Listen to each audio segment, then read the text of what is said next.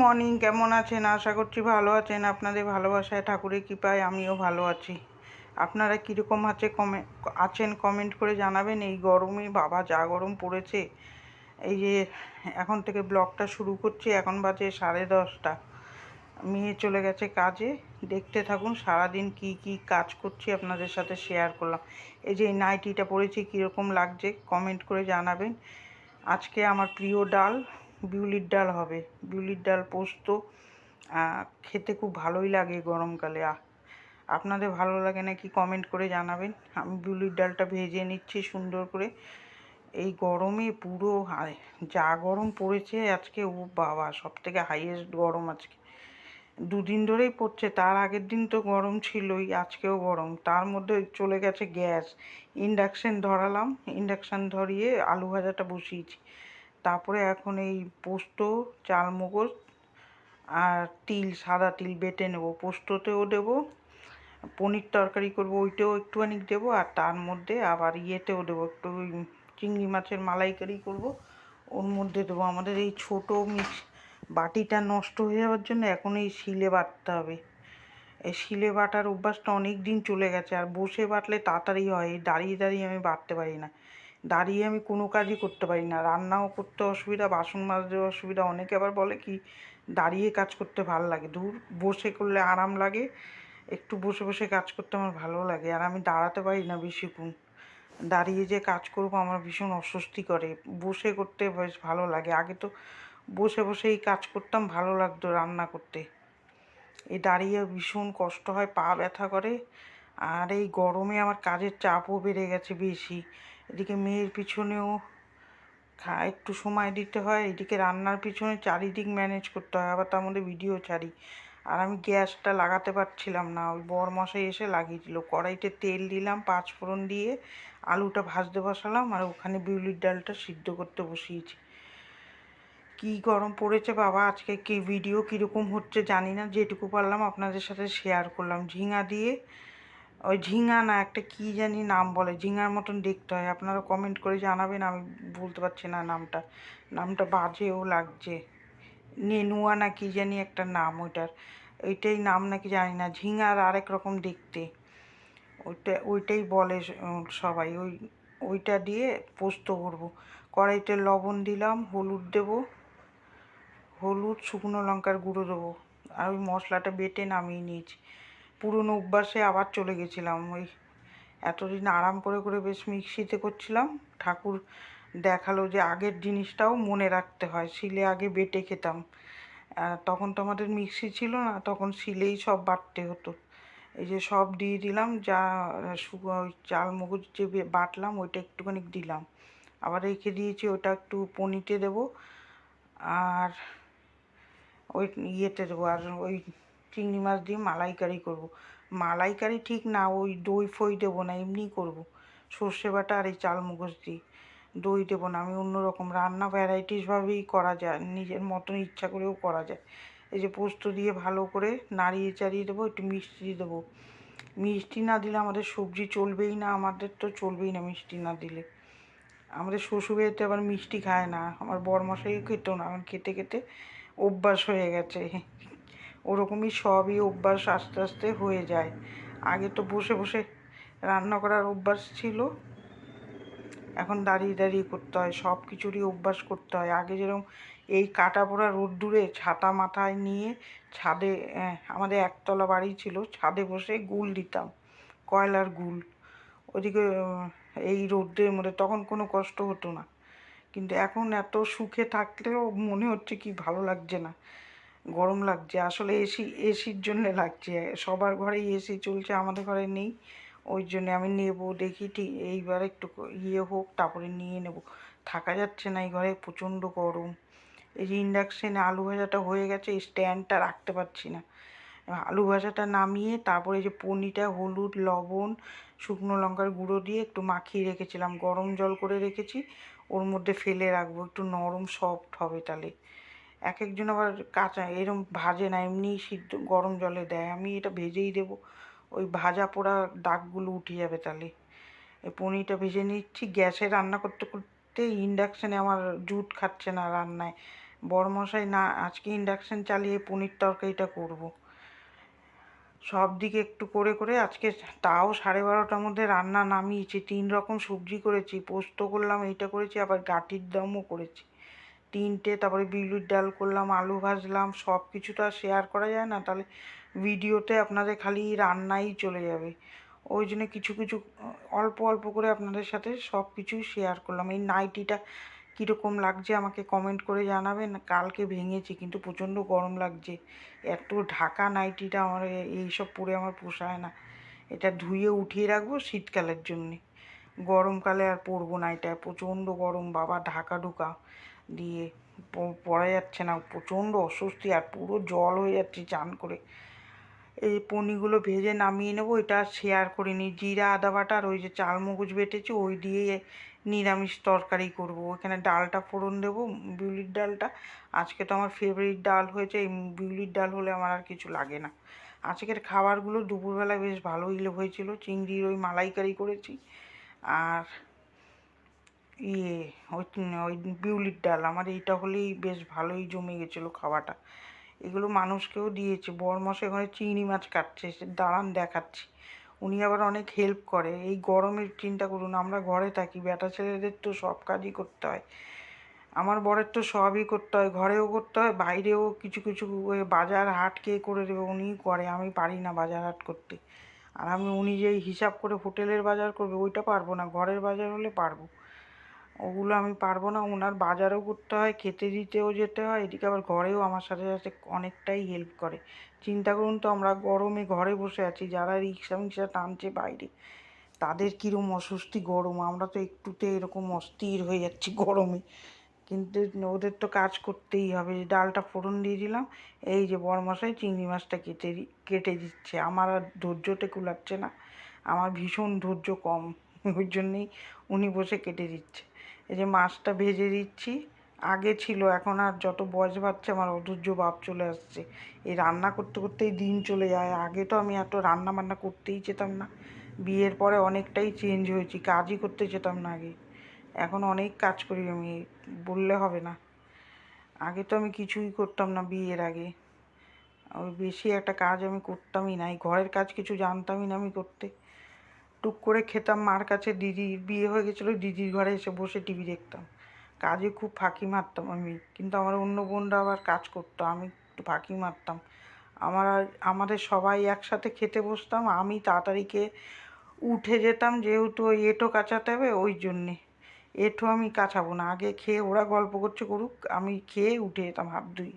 কিন্তু এখন তা হলে হবে না, এখন আমার পুরো লাস্ট অবধি বসে থাকতে হবে এঁটো কুড়ানোর জন্যে। এখন যতই আগে খাই বসে থাকতে হবে, সবাই খেয়ে উঠবে তারপরে আমার এঁটোটা কুড়াতে হবে। কুড়িয়ে ইয়েটা কীরমভাবে মেয়েদের জীবনটা বদলে যায় তাই দেখুন। আমি তো আগে এরকমই করতাম, খেয়ে তাড়াতাড়ি উঠে যেতাম। অন্য বোনরা করবে, এঁটোটা মুছবে, আমি চালাকি করতাম, ওরা গল্প করতো, ওরা আমার বোনরা কাজ করতো বেশি, আমি এটা কাজ করতে চেতাম না বেশি। আমার উপরে 2 দিদি আছে, ওই জন্য আমার অত চিন্তা হতো না। মা দিদি ওরা করতো, আমি বেশি একটা কাজ করতাম না, বেশি দিদির ঘরে এসে বসে থাকতাম। দিদির ঘরে এসে বসে টিভি দেখতাম, বসে থাকতাম, ঘরের কাজ আমি বেশি ধারতাম না। ওই জন্যই আমার কপালে এসে বেশি কাজই কপালে জুটে গেছে। ওই যে সর্ষে আর ওই যে মশলাগুলো দিয়ে দিলাম, দিয়ে লবণ হলুদ একটু মিষ্টি দিয়ে নাড়িয়ে চাড়িয়ে চিংড়ি মাছটা দিয়ে দেবো, এবং গা মাখা করবো। কি সুন্দর হয়েছিল, আমি খাওয়ার পরেই আপনাদের বলতে পারছি ওর জন্যে। ভালোই হয়েছিল আজকে রান্নাগুলো।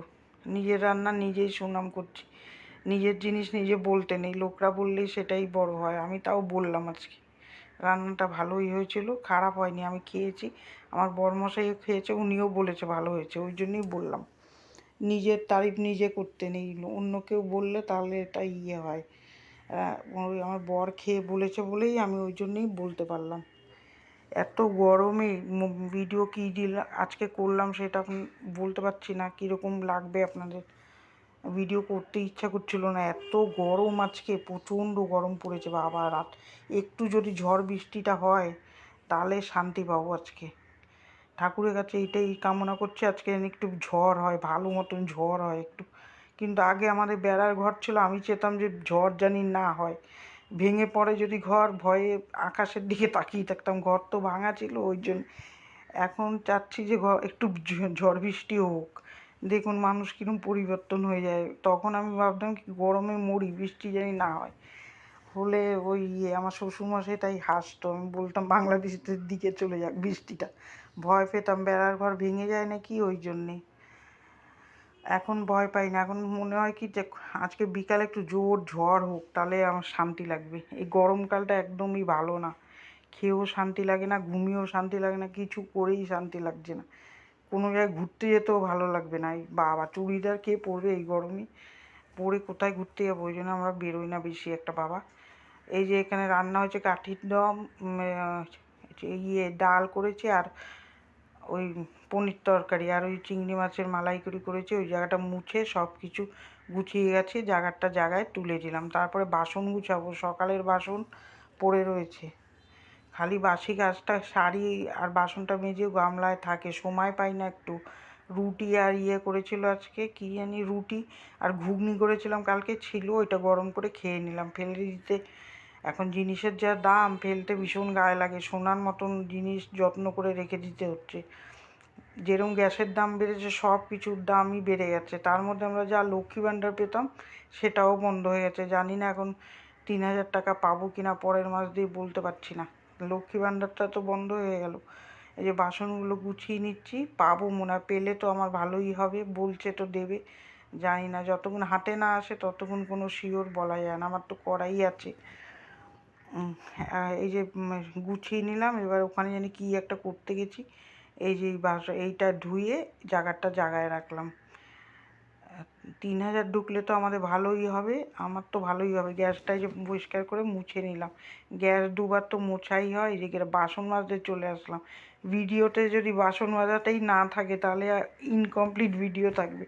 সংসারের কাজে বাসন মাজাটাও মেন থাকে। এই যে বাসনগুলো মেজে নিচ্ছে আমি, আর কি মারলাম, কিছু মনে করবেন না। অনেকের কাজের লোক থাকে, আমাদের তো আর কাজের লোক নেই। আমার সব কিছু নিজেই করতে হয়, বাসন মাজতে হয়, সব কিছুই। আর অনেকের কাজের লোক দিয়ে করে, আমার আবার পোষাবে না। কাজের লোক রাখলে রাখতে পারি, কিন্তু না, আমার আমার সময় মতন কাজ হবে না, আর আমার মাথা যাবে গরম হয়ে। দরকার নেই, নিজেরটুকু নিজে করাই ভালো। কাজের লোক দিয়ে অত আরাম করার দরকার নেই, যেটুকু আছে সেটুকু দিয়ে আরাম করাই ভালো। কাজের লোক রেখে পারবো না, যখন লাগবে তখন রাখবো। যতদিন পাচ্ছি ততদিন করে নিই, যতদিন পারবো ততদিন তো কাজ করি। তারপর আর সামনে এসে আপনাদের সাথে কথা বলার আর আমার সময়ও হয় না। ওই সকালে একটু ইন্ট্রো দিই, আর আপনাদের সামনে আসার হয় না। আর পুরো মাউথ করে দিই কেন, করে দিই। এইখানে যা গাড়ির আওয়াজ, আপনারা শুনতে পারবেন না ভালো মতন, ওই জন্য আমি ভয়েস ওভার করে দিই। ওইটা বলতেই এতক্ষণ লাগলো, এত গরমে। আর ভয়েস ওভার দিতে বসলে এখানে পাখা চালানো যায় না, আরও লাগে অস্বস্তি গরম। আজকে আর ঘর মোছাটা আপনাদের সাথে শেয়ার করব না। রোজ রোজ ঘর মোছা শেয়ার করলে আপনাদের ভালো লাগবে না। এই জায়গাটা সুন্দর করে মেজে পরিষ্কার করে নিলাম। একজন বিহার থেকে কমেন্ট করেন, আমার খুব ভালো লাগে। আপনি এরম দেখে কমেন্ট করবেন, আমার তাহলে ভিডিওটা করতেও ভালো লাগবে। আমার খুব ভালো লাগে আপনি কমেন্ট করেন যে বিহার থেকে, ওইটা ভালো লাগে। আপনি এরকম করতে দেখবেন ভিডিওটা, ভালো লাগলে একটা লাইক দেবেন, আর যদি কোনো ভুল হয়ে থাকে কমেন্ট করে জানাবেন। এই যে সুন্দর করে মুছে নিলাম। জানি না, ভগবান জানে যে আমি ইউটিউবে কোনো দিন দাঁড়াতে পারবো কি না, এখন আমি বলতে পারছি না, তাও করে যাই ধৈর্য করে। এই যে আলু এনে রেখেছে বরমশাই, ঢেলে দিলাম। ধৈর্যর ফল মিষ্টি হয়, ওই জন্য একটু ধৈর্য করে করতে হবে। অনেক দিন ধরেই অধৈর্য হলে হবে না। আমার আবার একটু অধৈর্য ভাব আছে, যখন ভালো লাগে করি, আবার যখন শরীরে এদিক ওদিক হয় দূর আর ভালো লাগে না, রেখে দিয়ে। যে আমার মেয়ে একটা সেন্ট কিনেছে, দেখুন ফ্লিপকার্ট দিয়ে, কি সুন্দর। এটার দাম নিয়েছে 500 টাকা। আমরা কোনো দিন আটকাইনি, ও যেটা নিতে চায় ও নেয়। খুব সুন্দর গন্ধ, এই শিশিটাও খুব সুন্দর। ওর আবার খুব এইসব কেনার নেশা, সেন্ট, কানের এইসব। আমার আবার এত নেশা আসে না, ওর আবার আছে। এই যে জামা কাপড় গুছাচ্ছি, আবার এক বালতি জামা কাপড় ভিজিয়ে রেখে এসেছি। কাজের দেখুন শেষ থাকে না। রান্না না করলে পেট তো আর শুনবে না, গরম লাগছে। তাই জন্য রান্নাও করতে হবে, ঘরের কাজও করতে হবে, খেতেও হবে, শুতেও হবে, সব। টাইমে টাইমেই করতে হবে। আর গরম বলে না খেয়েও থাকতে পারবেন না, না খেয়ে থাকলে আরও বেশিই গরম লাগবে। ওই জন্যেই যে জামা কাপড়গুলো গুছাই, আবার এক বালতি জমিয়েছি কাচা, ভিজিয়ে রেখে এসেছি, ওগুলো আবার কাচবো। কিছুটা আমি কাচবো, কিছুটা বরমশাই কাচবে। আমরা দুজনে মিলেমিশে এরমভাবেই কাজ করি, না হলে একার উপরে এই হোটেল নিয়ে আমি একা পারি না এখন। আগে যাও পারতাম, এখন আর পারি না। চেহারাও বাড়ি হয়ে গেছে। আগে আমি রোগা পটকা ছিলাম, এত মোটা ছিলাম না আমি আগে। এই যে সুন্দর করে গুছিয়ে রাখছি, এত কাজ করছি, এত মোটা হয়ে যাচ্ছি কেন বুঝতে পারছি না। সারাদিন তো ভালোই কাজ করি দৌড়ে দৌড়ে।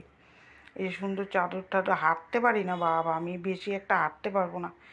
অল্প একটু হাঁটলেই, আর যা গাড়ি রাস্তা, ও বাবা, ও হাঁটার থেকে ঘাম ছুটে যায়। আমি বেরোই না, গরমে তো আমি বেরোবই না। বাবা, কে চুড়িদার পরে রাস্তায় হাঁটতে বেরোবে, চেহারা ভাঙবে তো না, আরও আমার অস্বস্তি করবে। এই যে সুন্দর করে জামা কাপড়গুলো গুছিয়ে সোফাটা গুছিয়ে নেব। মেয়েটাও আসবে, আজকে এসছে 3টের সময়, আমার আর ঘুম হলো না।